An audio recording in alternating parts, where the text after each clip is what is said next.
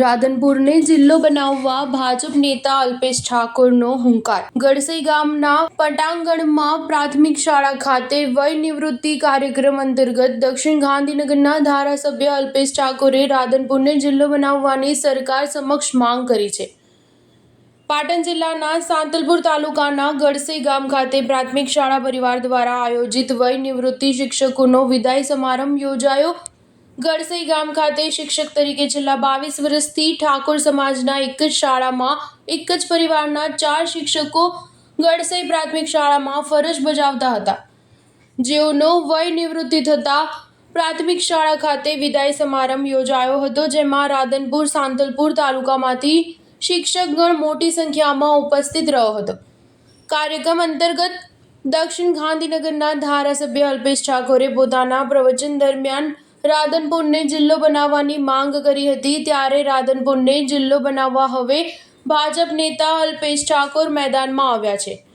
ગડસઈ ગામ ખાતે યોજાયેલ વય નિવૃત્તિ કાર્યક્રમમાં ભાજપ નેતા અને ક્ષત્રિય ઠાકોર સેનાના અધ્યક્ષ અને રાધનપુર વિધાનસભાના પૂર્વ ધારાસભ્ય અને હાલ દક્ષિણ ગાંધીનગરના ધારાસભ્ય અલ્પેશભાઈ ઠાકોરનું રાધનપુરને જિલ્લો બનાવવા સમર્થન આપ્યું હતું। સાંતલપુર તાલુકાના ગડસઈ ખાતે વય નિવૃત્ત કાર્યક્રમમાં અલ્પેશ ઠાકોરે મીડિયા સમક્ષ નિવેદન આપ્યું હતું। Star news 7 Radhanpur.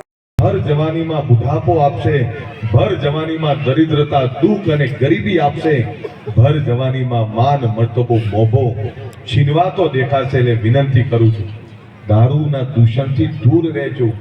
તમારા મા બાપ, તમારી પત્ની, તમારા બાળકોને પ્રેમ કરતા હો તો દારૂના દૂષણથી દૂર રહેજો, એવી મારી તમને બધાને વિનંતી છે। આપણે બધા પુરુષો એવું માનીએ છીએ કે હું કમાઉં છું એટલે મને અધિકાર છે, આ પૈસા ક્યાં વાપરવા। તમે કમાઓ છો પણ ઘર ચલાવે છે ઘરની લક્ષ્મી, એને પણ અધિકાર છે આ પૈસા ઉપરનો।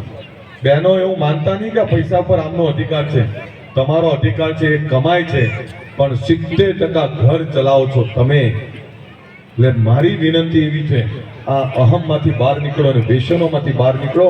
તમે વ્યસન નહીં કરતા હોય ને તો 50% દુઃખ તો તમારા એમની જતા રહેશે।